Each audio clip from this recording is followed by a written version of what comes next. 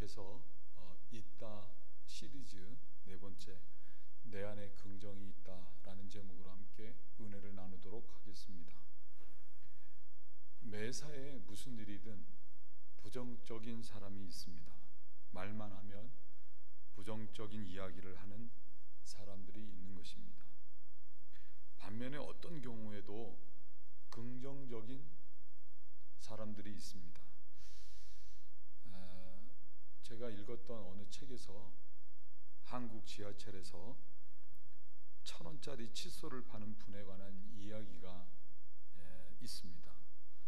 이분이 지하철 한가운데 서서는 물건을 팔기 시작하는 것입니다. 여러분 안녕하십니까? 제가 오늘 뭘 들고 왔는지 아십니까? 네, 칫솔입니다. 여기 투스브러쉬라고 영어로 쓰여 있습니다. 이게 무슨 뜻일까요?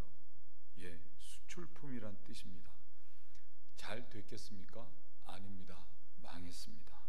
그렇지만 오늘 여러분들에게 해외로 수출했던 이 칫솔을 2개 합쳐서 단돈 1,000원에 모시겠습니다. 그리고는 앉아있는 승객들에게 한 세트씩 이렇게 돌리는 것입니다. 그런데 몇 개를 팔지를 못했습니다. 웃으면서 이분이 다시 말합니다. 여러분, 제가 몇 개 팔았겠습니까? 네, 단 2개 팔았습니다. 그럼 실망했겠습니까? 그렇지 않습니다. 저는 또 다음 칸으로 갑니다. 라고 하고는 웃으면서 다음 칸으로 옮겨갔습니다. 이분의 밝은 태도를 볼 때 1개를 팔았다고 해도, 아니 아예 단 하나도 팔지 못했다고 해도 항상 웃는 긍정의 사람이었을 것이라고 생각이 됩니다. 어떤 사람은 객관적으로 봤을 때 모든 것이 다 갖추어졌음에도 불구하고 안 좋은 것만 찾아서 부정적인 말을 하는 사람이 있는가 하면, 또 어떤 사람은 좋은 일이라고는 눈을 씻고 찾아봐도 없음에도 불구하고 밝은 얼굴에 자신감과 긍정이 있는 분들이 있는데, 왜 이런 차이가 있는가 하는 것입니다. 크게 2가지 이유가 있습니다. 하나는 자존감 혹은 자기 자신에 대한 자아상의 차이가 있기 때문에 그렇습니다. 이스라엘이 출애굽해서 젖과 꿀이 흐르는 가나안 땅을 코앞에 둔 가데스 베네아에 이르렀을 때입니다. 모세는 이스라엘의 12지파 각 두령들을 가나안 땅에 보내서 그 땅의 거민의 강약과 다소 그리고 성읍과 진영을 알아보고 실과를 가져오라고 정탐을 보내게 됐습니다. 에스골 골짜기에서 딴 포도송이는 2 사람이 어깨에 매야 할 만큼 정말 풍성한 것이었습니다. 실로 가나안이라고 하는 땅은 축복의 땅이었던 것입니다. 그곳 사람들 역시도 건장했습니다. 12 정탐꾼이 40일 동안 정탐을 하고 돌아와 보고를 합니다. 먼저 10명의 정탐꾼들이 말하기를, 당신이 우리를 보낸 땅은 과연 젖과 꿀이 흐르는 땅입니다. 이것이 그곳에서 가져온 실과입니다. 그러나 그 땅 거민은 강하고 성읍은 견고하고 거기서 우리는 거인을 받습니다. 라고 했습니다. 이 소리에 백성들 모두가 동요를 하기 시작하는 것입니다. 그때 정탐을 했던 갈렙이 급히 나서서 백성들을 안심시키며 말하기를, 우리가 곧 올라가서 그 땅을 취하자. 능히 이길 수 있다. 라고 했습니다. 그럼에도 불구하고 10명의 정탐꾼들은 계속해서 부정적인 보고를 합니다. 아니다. 우리는 올라가서 그 땅을 칠 수 없다. 그들은 우리보다 강하다. 그리고 거기 사람들은 신장이 장대한 거인들이고 우리는 그 사람들에 비하면 메뚜기 같고 우리가 보기에도 그러하는데 그 사람들이 보기에도 그와 같을 것이다 라고 했습니다. 10명의 정탐꾼들이 이런 부정적인 말을 하게 된 까닭은 그들 안에 메뚜기 자아상을 갖고 있었기 때문이었던 것입니다. 이 때문에 그들은 가나안 사람들을 두려워하게 됐고 부정적인 생각과 부정적인 말로 이스라엘 백성들까지도 절망하게 했던 것입니다. 결과적으로 여호수아와 갈렙을 제외한 10명의 정탐꾼들과 절망에 빠졌던 이스라엘 백성들 모두가 가나안 땅을 코앞에 두고도 들어가지 못하고 모두 광야에서 죽고 맙니다.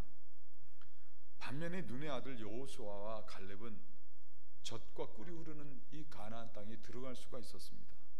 그 이유는 그들은 건강한 자아상을 갖고 있었기 때문이었습니다.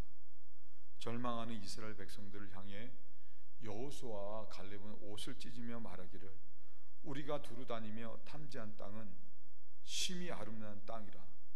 여호와께서 우리를 기뻐하시면 우리를 그 땅으로 인도하여 들이시고 그 땅을 우리에게 주시리라. 이는 과연 젖과 꿀이 흐르는 땅이라 라고 했습니다. 그리고는 오직 여호와를 거역하지 말라. 또 그 땅 백성들을 두려워하지 말라. 그들은 우리의 밥이라. 그들의 보호자는 떠났고 여호와는 우리와 함께 하시느니라 라고 했습니다. 여호수아와 갈렙은 하나님을 믿을 때 그 어떤 거인이라 할지라도 하나님에 비해 그들은 밥에 지나지 않는다고 하는 긍정적인 믿음과 자아상을 갖고 있었던 것입니다.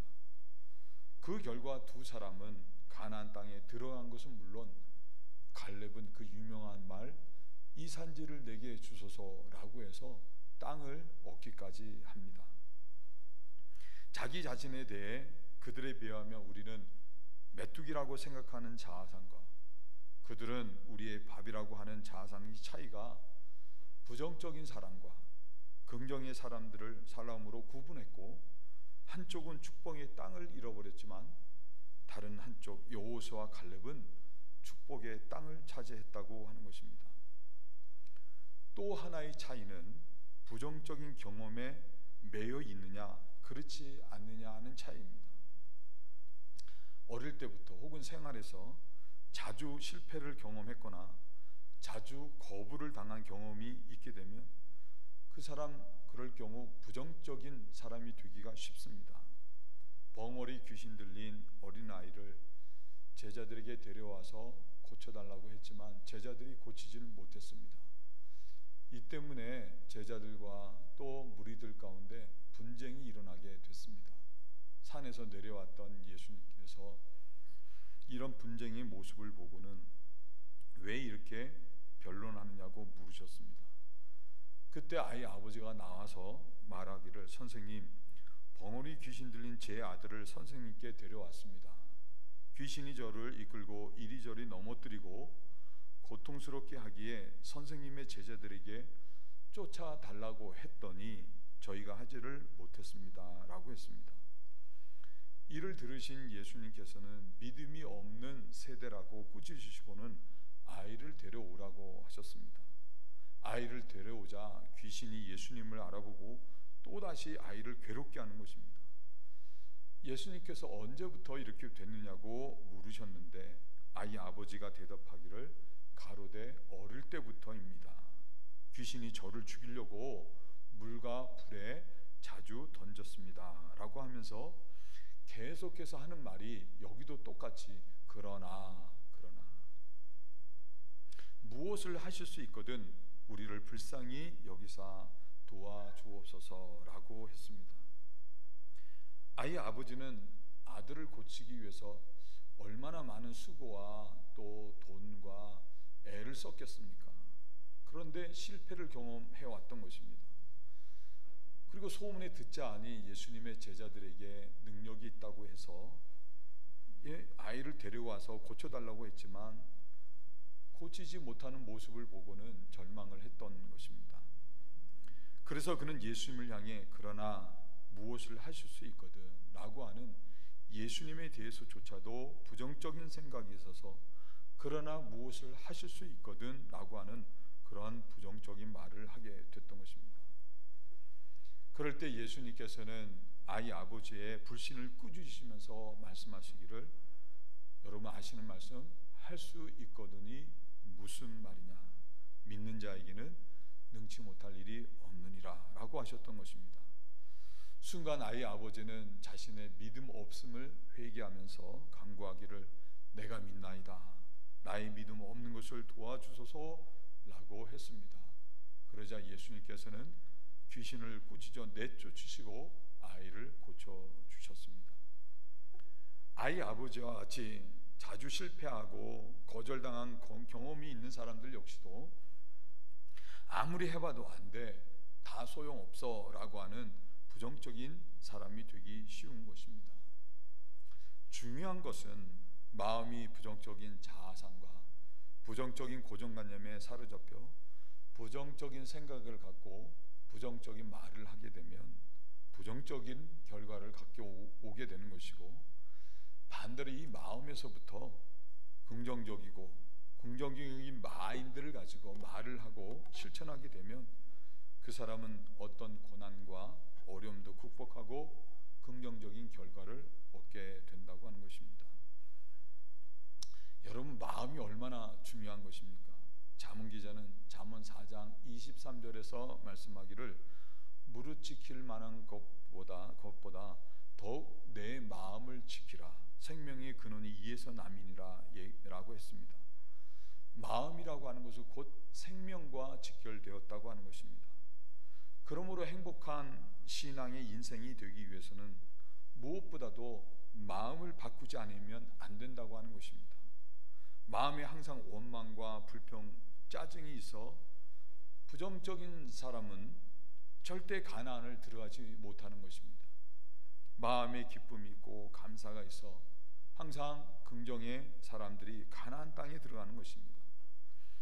행복한 인생을 살고자 한다고 하면 먼저 마음에서부터 좋은 마음, 긍정의 마음을 가질 수 있어야 하는 것입니다. 그리스도인은 매사에 절대 긍정을 가진 사람들입니다. 왜냐하면 그리스도인들은 무엇이든지 하실 수 있는 전능하신 하나님과 그리고 하나밖에 없는 아들을 주시기까지 내 자신을 사랑하신 하나님을 믿는 사람들이기 때문에 그렇습니다. 저희 집 앞에 사과나무 한 그루가 있는데 올해 처음 이사를 가서 그 사과 열매를 얻을 수가 있었습니다.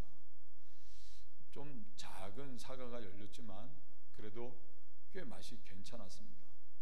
제가 사과를 따면서 정말 신기했던 것은 나무는 단지 땅에서 수분을 빨아들이고 그리고 햇빛을 받는 것밖에는 없는데 어떻게 이렇게 단맛이 나는 이게 좋은 열매를 낼 수 있는가, 그게 참 신기했습니다.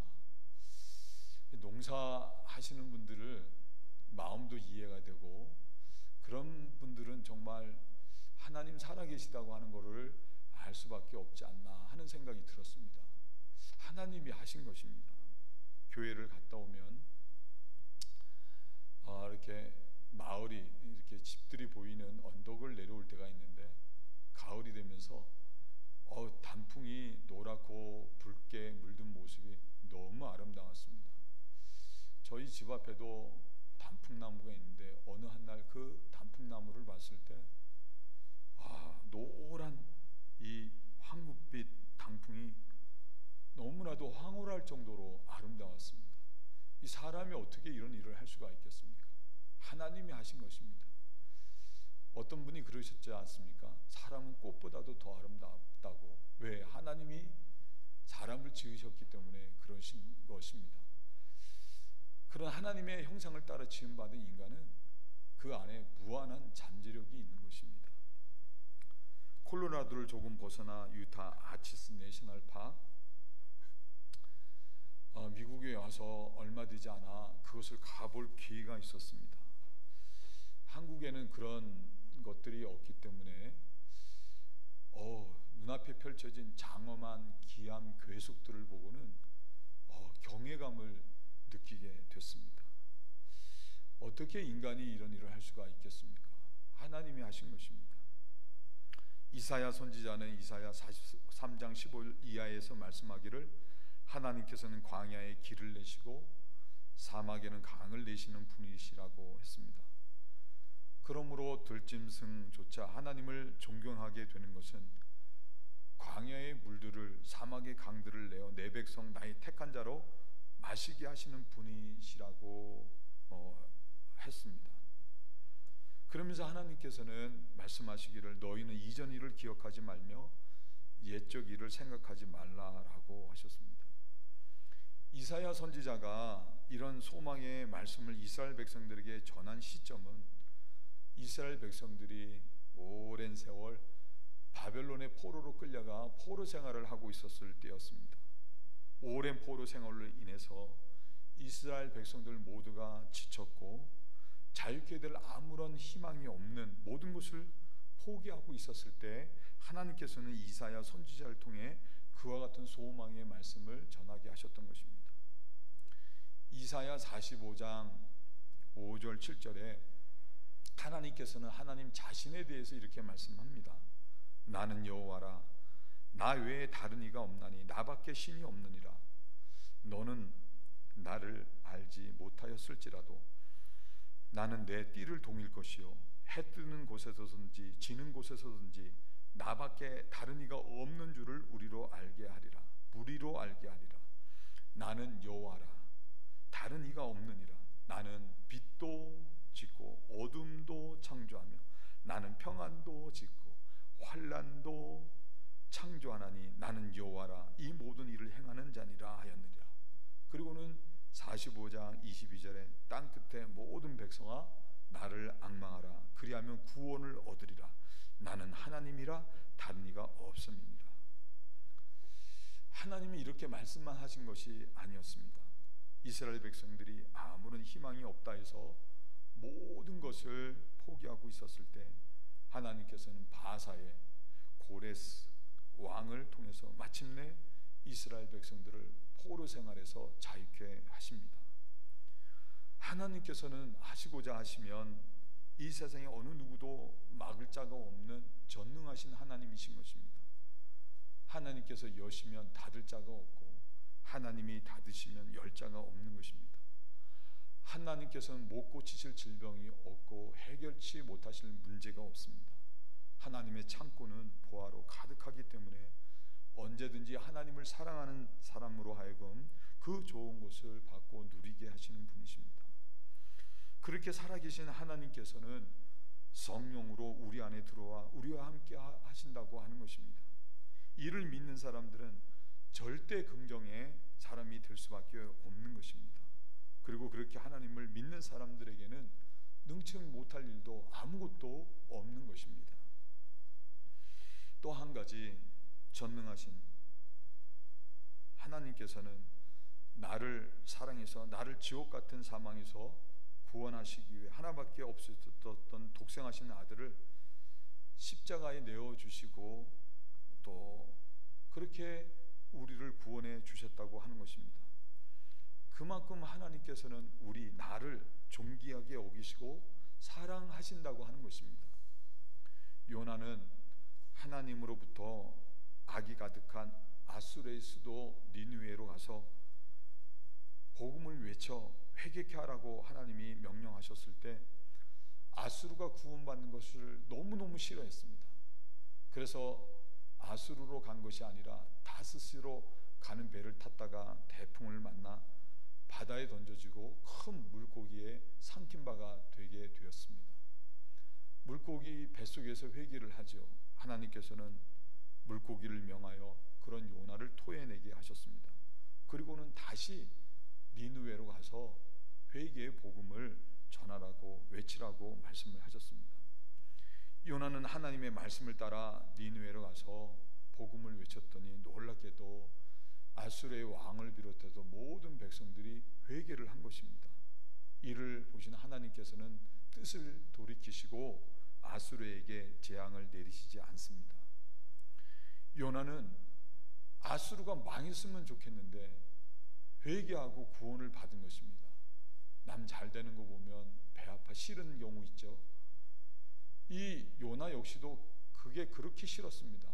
그래서 정말 엉뚱한 말까지도 합니다. 차라리 내가 죽었으면 좋겠습니다 할 정도로 아수르가 구원받은 게 싫었던 것입니다. 그런 요나가 성을 나가 초막에 거하게 됐을 때 하나님께서는 요나를 위해 박농쿨을 준비해 주셨고, 그래서 그늘이 지게 하셔서 떼약이 빛이 내려지는데 거기를 피해서 서늘한 그늘 안에 거하게 됐습니다. 그게 너무 좋았던 것입니다. 그런데 그 다음날 하나님께서는 벌레를 준비해서 박농쿨을 씻게 해서 시들게 했습니다. 그러자 뜨거운 것이 막 내려지기 시작하니까 요나가 한다는 소리가 이번에도 또 여호와여 사는 것보다 죽는 것이 더 낫겠습니다 라고 한 것입니다. 그럴 때 하나님께서 요나에게 이렇게 말씀하십니다. 이 말씀이 요나서의 마지막 구절 말씀입니다.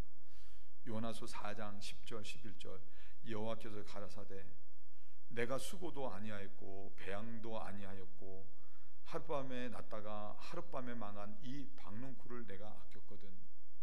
하물며 이 큰 성읍 니느웨이는 좌우를 분면치 못하는 자가 12만여 명이요 육축도 많이 있나니 내가 아끼는 것이 어찌 합당치 아니하냐.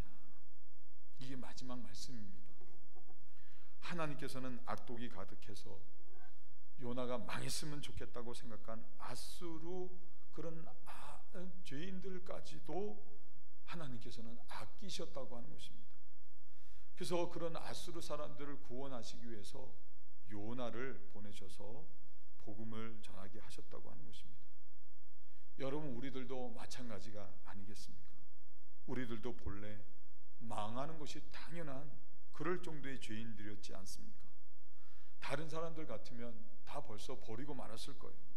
그렇지만 그럼에도 불구하고 하나님께서는 그런 죄인된 우리들조차도 아끼셨다고 하는 것입니다.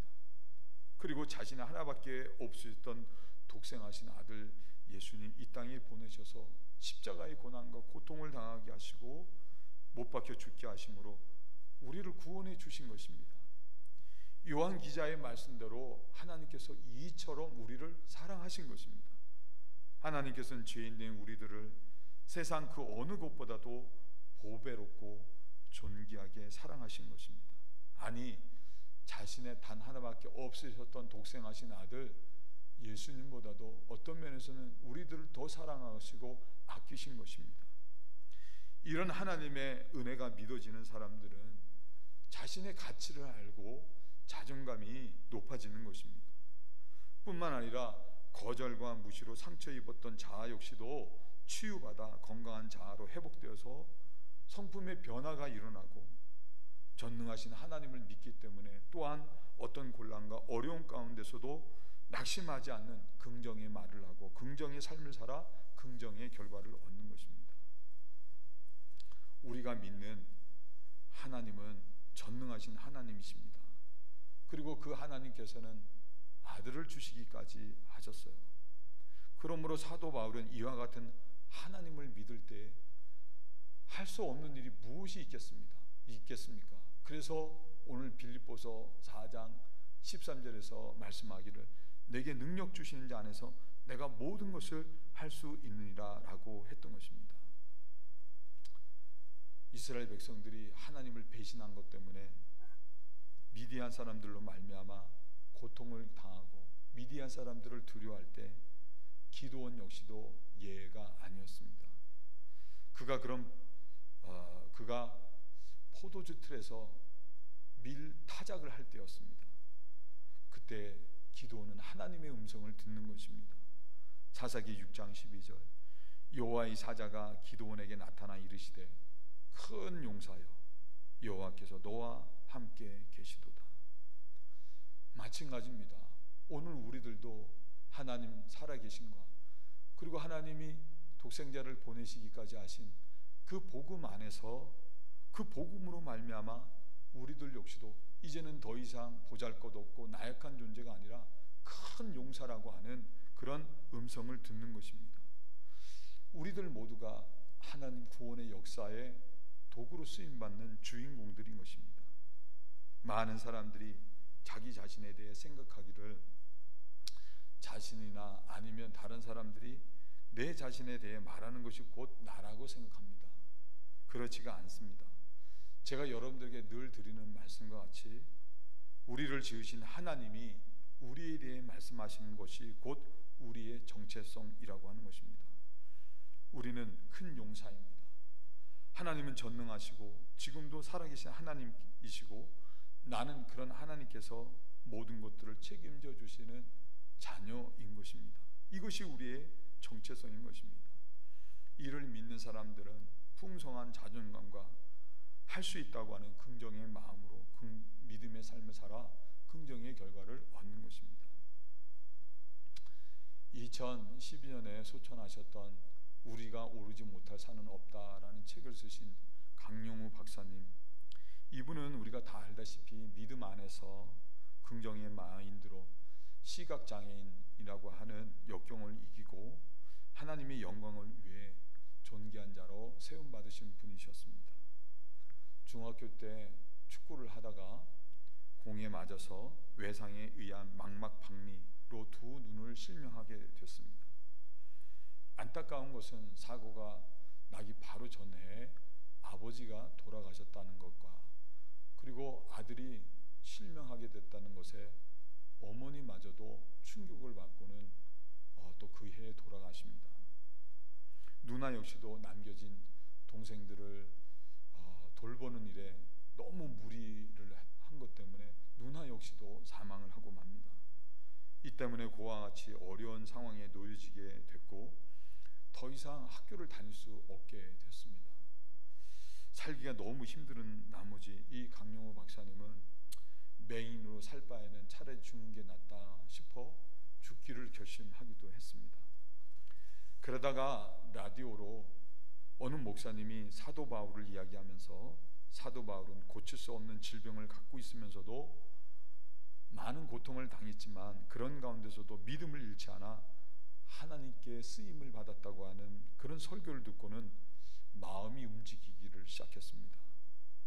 바울의 이야기에서 실명이 장애가 아닌 긍정적인 자산으로 생각할 수 있게 된 것입니다.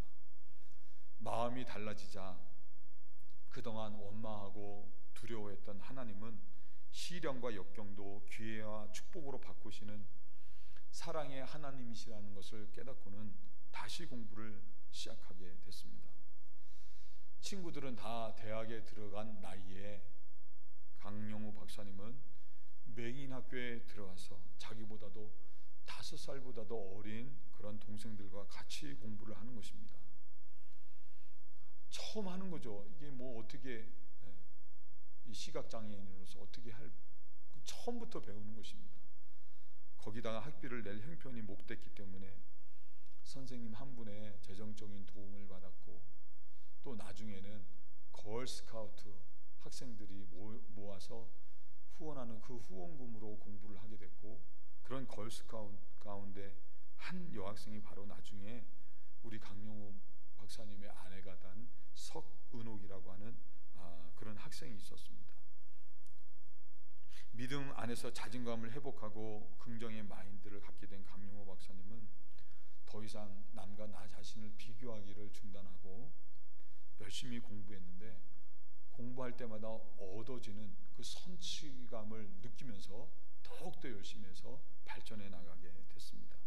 그리고 마침내 연세대에 입학하게 됐고 연세대를 차석으로 졸업했고 그리고 미국 피츠버그 대학으로 유학을 와서 교육학 박사 학위를 받게 됩니다. 그리고 부시 대통령 행정부에서 한국인 최초로 차관복급인 국가장애위원회 정책국가 위원장으로 일을 하게 됩니다. 그렇게 일을 할 때 맨두손이라고 하는 부총장을 만나 또 한 번 자신의 생각을 보다 긍정적으로 바꾸게 되는 그러한 이야기를 듣게 됩니다. 강용우 박사님은 이렇게 잘 됐음에도 불구하고 생각 속에 그런 소망이 있었습니다. 자신이 늘 좋은 부모, 좋은 환경을 만났다고 하면 지금보다 더 좋은 위치에 있었을 텐데 하는 마음이 있었던 것입니다. 그 이야기를 이 벤두손 부총장이 했더니 이분이 자신의 불우했던 어린아이 시절을 강용호 박사에게 소개해 주면서 이런 말을 했습니다. 부모를 탓할 것이 아니라 당신이 명문가를 만드십시오. 닫힌 문을 너무 오래 쳐다보고 있으면 뒤에 열려있는 문을 보지 못합니다. 사실 살아오면서 실명과 가난으로 인해 인생의 낮고 낮은 바닥에서 멸시와 천대를 받으며 고난의 그 십자가를 원망하고 불평하고 탄식할 때도 있었던 것입니다. 근데 강용호 박사는 그때 벤두손의 부총장의 말을 듣고는 완전히 또 생각을 바꿔서 자기도 명문가를 이루겠다고 하는 결심을 하게 됩니다. 그리고는 믿음의 삶을 살고 그리고 믿음으로 자녀들을 교육을 해서 큰아들은 강진석은 하버드대 또 를 가고 또 좋은 의대를 가서 나중에는 아버지와 같이 눈 시력이 안 좋으신 분들을 돕는 안과 의사가 됐고, 그리고 둘째 아들 강진영은 법적으로 어려운 사람들을 돕기 위해 시카고 법대를 나와서 변호사가 되어 상원의원 법률 보좌관을 하기도 했고, 오바마 정부에서는 입법 특별 보좌관의 일을 하기도 했습니다. 이후 강용호 박사님은 한국과 미국 그리고 세계를 다니시면서 하나님의 살아계심을 증거하는 일에 귀하게 쓰임을 받으셨습니다. 제가 여러분 시각장애인이라고 하는 표현 대신 맹인이라고 한 이유는 그 당시만 해도 이 시각장애인들은 맹인 이렇게 불렀죠. 사회적으로 무시당하고 천대받고 그리고 참 고생을 많이 하지 않았습니까? 실제로 연세대에 입학 지원을 했을 때 원서 받는 것을 거부당하기도 했다고 합니다. 그리고 미국으로 유학 오려고 했을 당시에는 법적으로 장애인은 외국 유학이 허락되지가 않았었다고 합니다. 그럼에도 항상 긍정적이지 않았습니까? 포기하지 않고 대학 총장에게 편지 써달라고 해서 교육부 장관에게 편지를 보내고, 교육부 장관이 급히 법을 바꿔서 강용호 박사님 그때 한국인 최초, 장애인으로서 최초 또 유학을 한 사람이 됐다고 합니다. 영어도 제대로 구사할 줄 모르는 상황에서 박사학위를 하겠다고 미국 유학을 왔지만, 여러분 건강한 사람도 하기 힘든 박사 PhD를 강용호 박사님은 3년 반 만에 마치고 학위를 받았습니다. 얼마나 고생을 많이 했겠습니까? 남들보다 더 속도가 느리죠. 버스를 기다리다가 버스를 놓쳐서 걸어가야 하기도 했고, 공부가 늦었으니까 그 모자란 시간을 채우기 위해서 가족들이 다 불 끄고 잠자는 시간에 배 위에 점자책을 올려놓고 손가락으로 더듬어가면서 그렇게 공부를 하셨다고 합니다. 하나님을 믿는 믿음 안에서 강 박사님은 늘 하나님은 살아 역사하시며 고난과 역경은 우리의 관점에 따라 기회도 되고 축복도 될 수 있다는 믿음을 가지고 긍정적인 자세로 도전한 결과 실명과 언어, 이중 장애에도 불구하고 세계 인명 사전에 오르는 인물이 될 수 있었습니다. 나는 장애에도 불구하고가 아니라 나는 장애를 통하여 승리를 했다라고 했습니다. 우리가 믿는 하나님은 전능하신 하나님이시고, 그리고 또한 우리를 위해 아무것도 아끼실 것이 없으신 언제나 우리를 사랑하시는 하나님이십니다. 하나님은 우리 안에 있는 무한한 잠재 능력을 아시고 우리를 능력 있는 존재로 생각하십니다. 또한 하나님께서는 보화로 가득한 창고를 준비해 놓으시고 우리로 하여금 도전을 하면 얼마든지 위에 좋은 곳을 주시고 일하시는 하나님이신 것입니다. 적은 다른 곳에 있지 않습니다. 적은 우리 마음에 있습니다.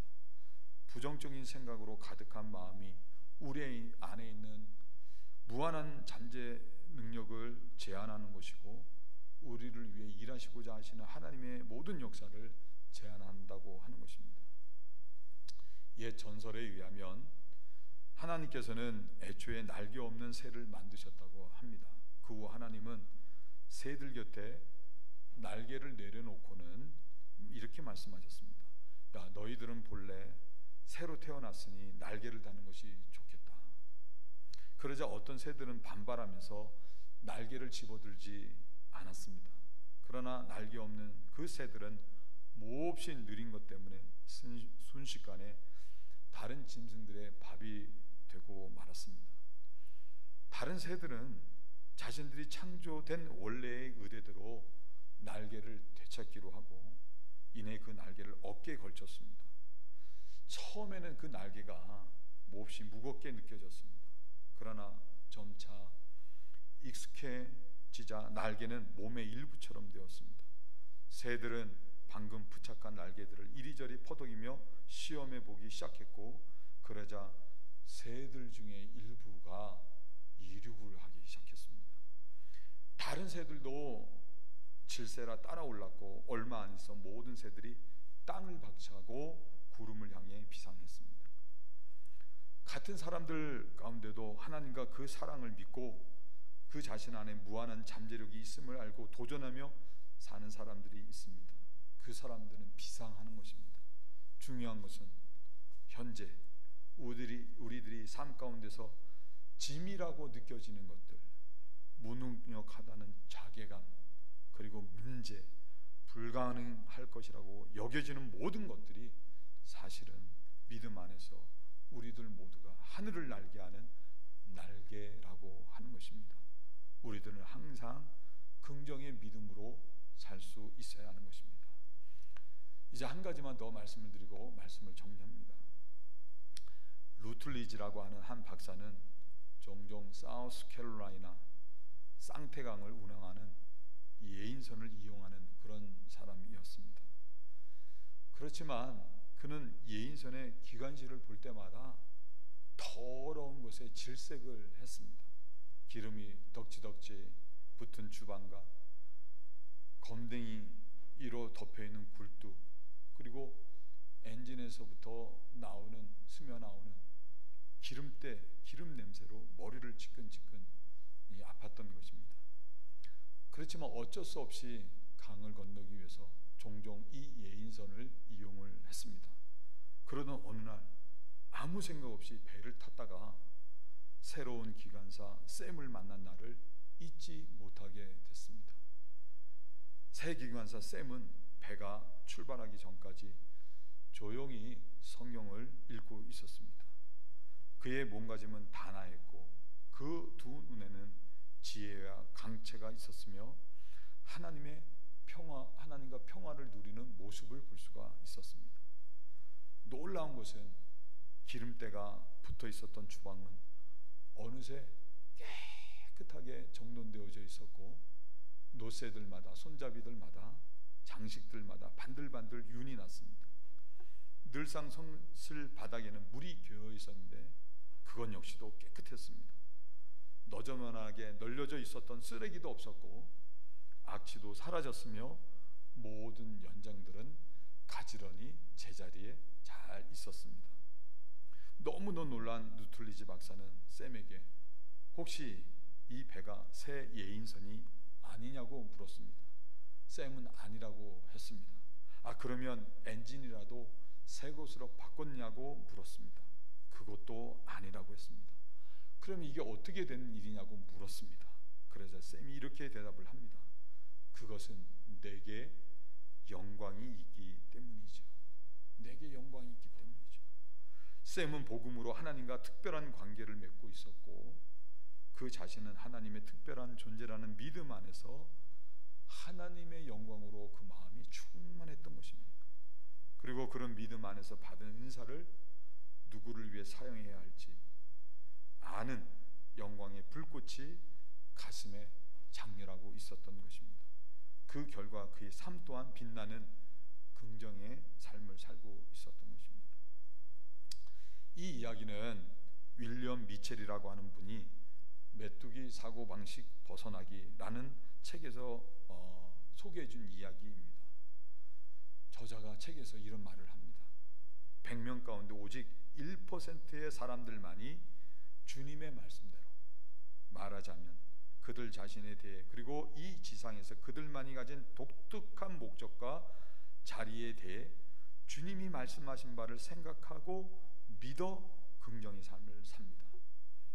하나님과 그 사랑을 믿는 사람들만이 실제로 용기를 가지고 삶에서 만나는 거인들에 맞서며 믿음의 능력과 권위로 그 거인들을 이기는 긍정의 삶을 사는 것입니다.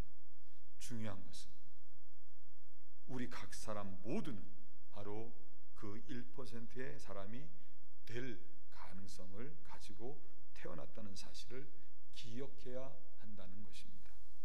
사랑하는 성도 여러분, 우리들은 하나님을 믿고 그리고 하나님의 사랑을 믿기에 우리 안에는 이미 절대 긍정의 요소를 갖고 있습니다. 여러분 안에 무한한 잠재 능력이 있는 것입니다. 여러분의 겉모습이 아무런 상관없이 여러분들이 바로 그 1%의 사람인 것입니다. 이를 믿었던 사도 바울은 이렇게 말씀했습니다. 빌립보서 4장 13절, 내게 능력 주시는 자 안에서 내가 모든 것을 할 수 있느니라. 바울은 이를 입으로 시인하고 행동으로 옮겨 위대한 사역자가 됐습니다. 그리고 하나님께서는 기도원에게 말씀하셨듯이 또한 오늘 우리들에게도 이렇게 말씀하십니다. 사사기 6장 14절, 여호와께서 그를 돌아보아 가라사대 너는 이 내 힘을 의지하고 가서 이스라엘을 미디안의 손에서 구원하라. 내가 너를 보낸 것이 아니냐. 하나님과 독생자까지 아끼지 않으시고 십자가에 내어주신 하나님의 사랑을 믿는 여러분들 안에 절대 긍정, 무한 긍정 있음을 믿으시고 믿음대로 긍정의 말, 긍정의 삶을 사심으로 여러분의 삶이 긍정의 결과로 하나님께 영광 되시길 주님의 이름으로 축원을 드립니다. 기도하겠습니다. 하나님, 전능하신 하나님, 그리고 우리를 독생자를 주시기까지 사랑하신 하나님, 우리를 하나님의 형상대로 지으시고 무한한 잠재력이 있는 존재로 창조해 주신 하나님, 우리 덴버제일의 모든 성도들이 이와 같은 하나님을 믿기에 마음의 절대 긍정, 무한 긍정의 믿음을 가지고 적극적으로 실천하고 도전하는 믿음의 삶을 살아 긍정의 결과로 우리 하나님께 영광되게 도와주시옵소서. 감사하며 예수님의 이름으로 간절히 기도드려 싸움나이다. 아멘.